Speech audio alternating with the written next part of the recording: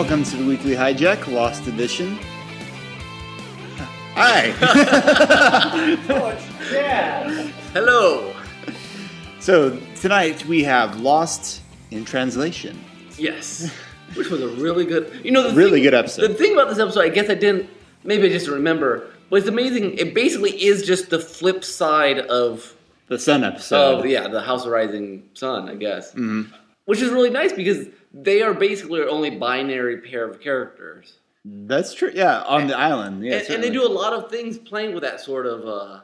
thing. with the like, two perspectives. Even like in season 4, you have their two... Well, one's a flashback and one's a flash forward at the same time. Yeah, and you have one where like they keep crossing each other. But it's really well played. I mean, the dog that Jin gave it's almost her. really subtle. I mean, they had the one where they had crossover, but they need to solidify that him washing his hands scene. Right. But like the dogs, relatively subtle, and really subtle in that scene is Hurley on the TV. Yeah. Which I wouldn't even know if I hadn't read it somewhere.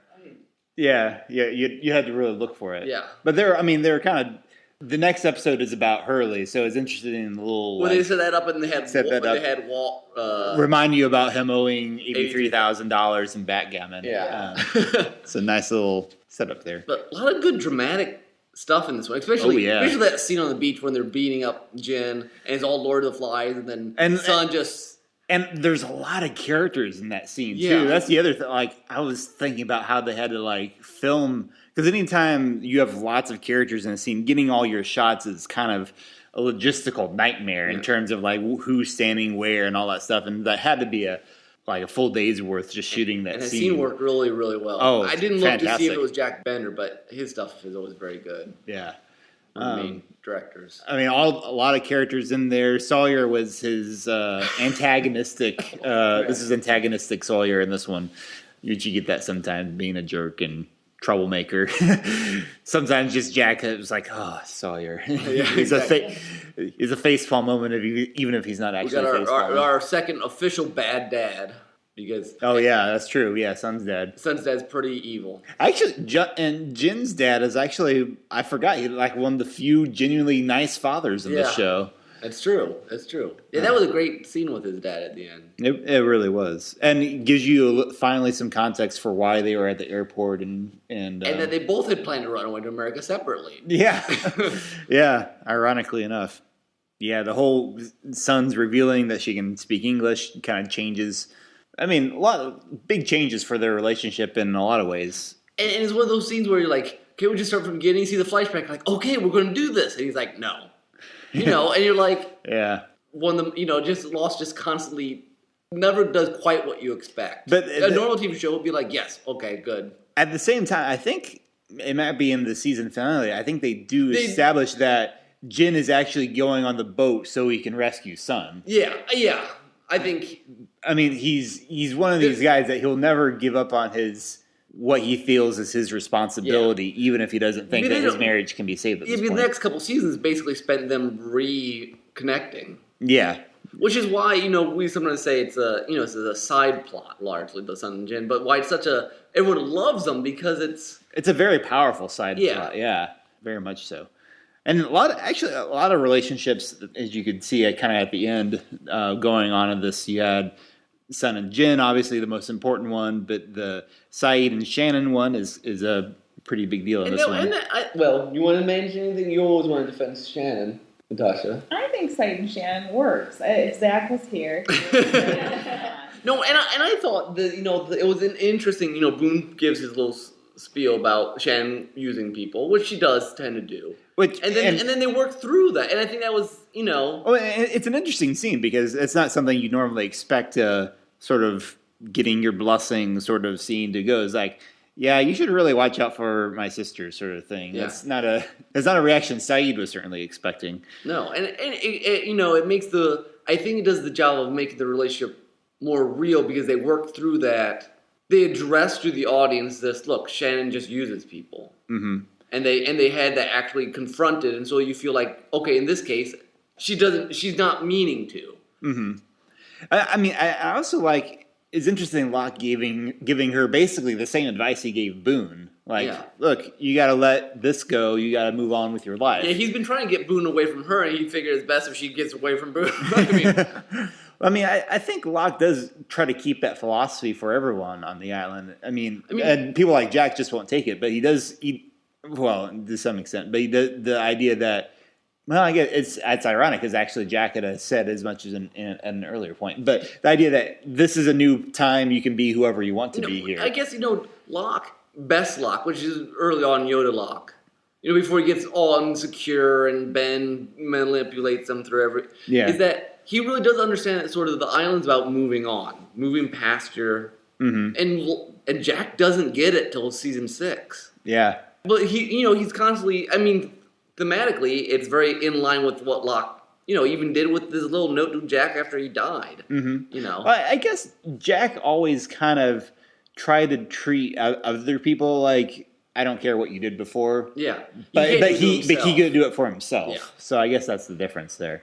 And he's a little more practical than Locke is. Yeah, Locke's like, I'm communing with the island, and Jack's like, we gotta get off this thing. Yeah, interesting tactic too of Locke's here in diverting. He probably knew Waltz was the one who did it the whole time, but he diverted everyone's attention to the others, because he wants to deal with that. I mean, to him, that's the important thing on the island. Yeah, not getting off's not important to him. That's true. Yeah, figuring out what's on the island is. Yeah, that's a good point. Because at this point, especially when you watch it the first time, the hatch and the others seem very much connected. Probably. You might assume they're connected. That's what.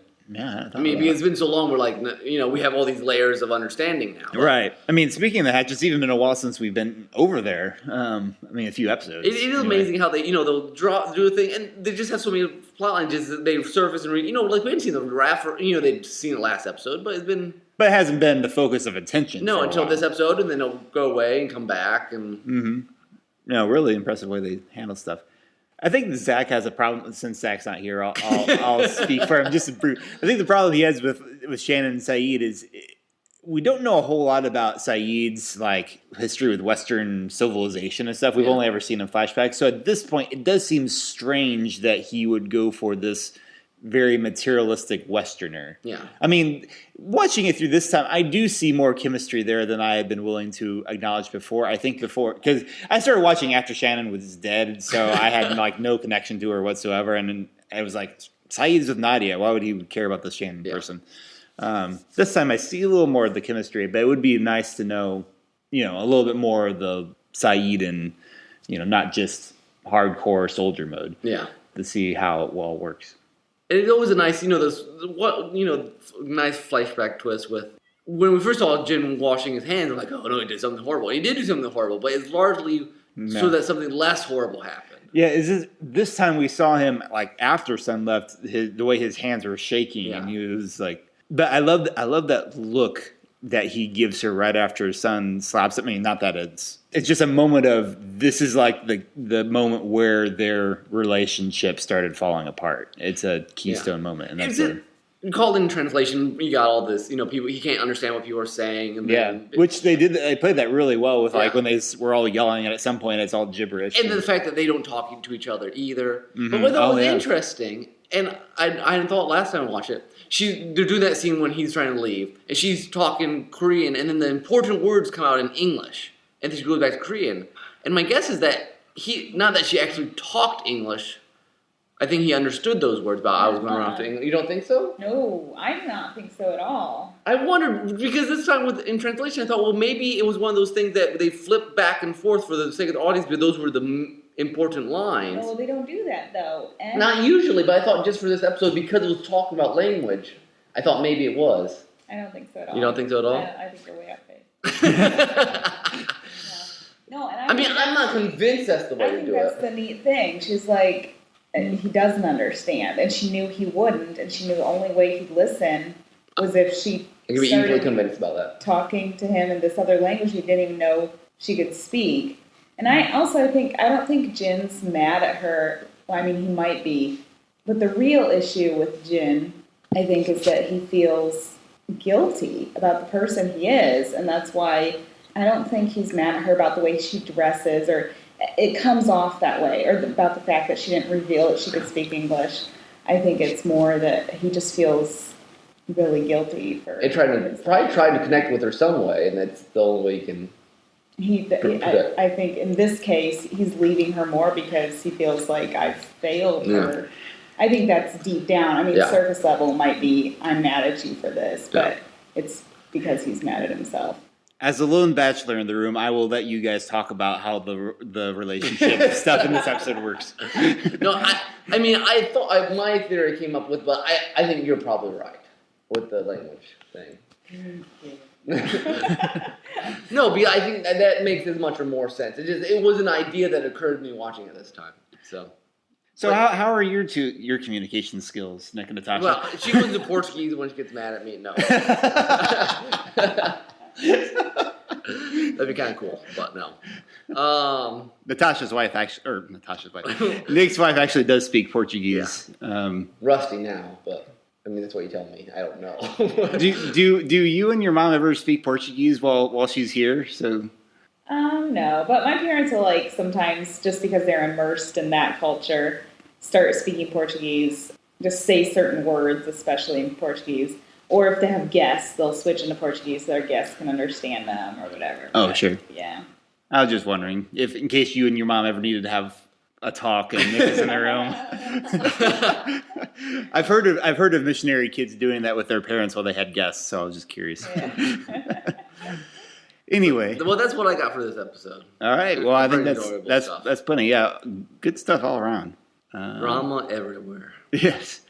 So next time is numbers, and we get the wonderful craziness of.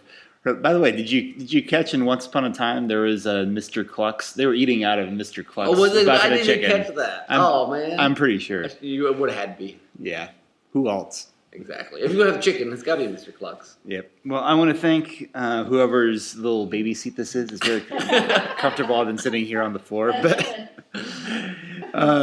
Meanwhile, until next time, this has been Weekly Hijack, the spin-off podcast of Derailed Trains of Thought. Thanks for listening, and this has been Tim. This is Nick. Nick.